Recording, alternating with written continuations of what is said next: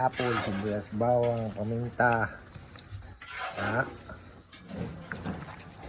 magic, kasi mikos-mikos. Hugas ho ako ng kamay, ha. Pag hindi nilamas ng kamay, hindi masarap. Gayaw sa Batangas.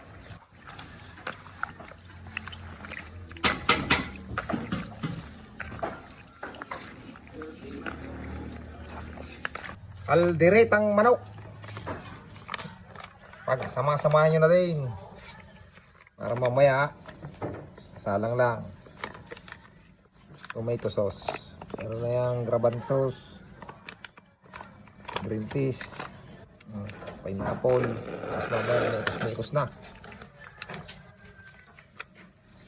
Lagyan ang pickles. Paminta. Bitchin. Magic. Ayan pa naman. Ang kalderetang manok.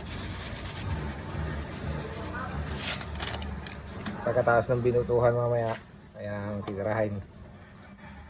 Mamarinate muna na konti. Paminta. Ayos. Ang kaldereta. Namekos-mekos na yan. Namekos na. Kalderetang manok. Hindi pa lutuha. Mamaya yan ay magtutubig. Ang manok na magtubig.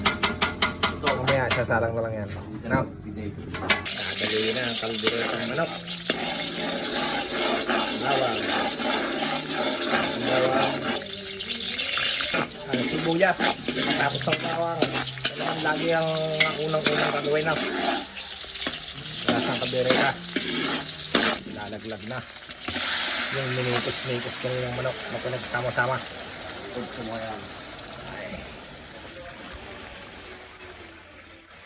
Mabilis lang malutong manok. Kaya isabay nyo na ang carrots.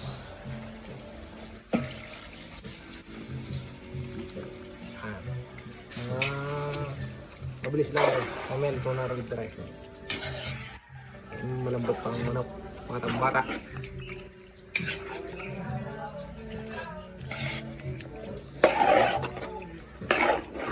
Sabay muna. Maya bubuksan ulit. Hindi na lang rin kalderetang manok.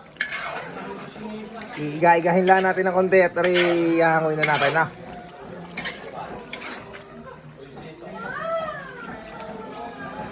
Mana, malambot-lambot na.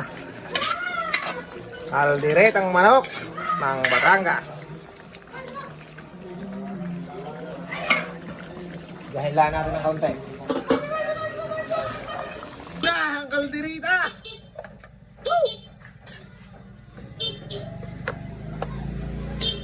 Dali. Kalderetang Batangas na usok-usok pa.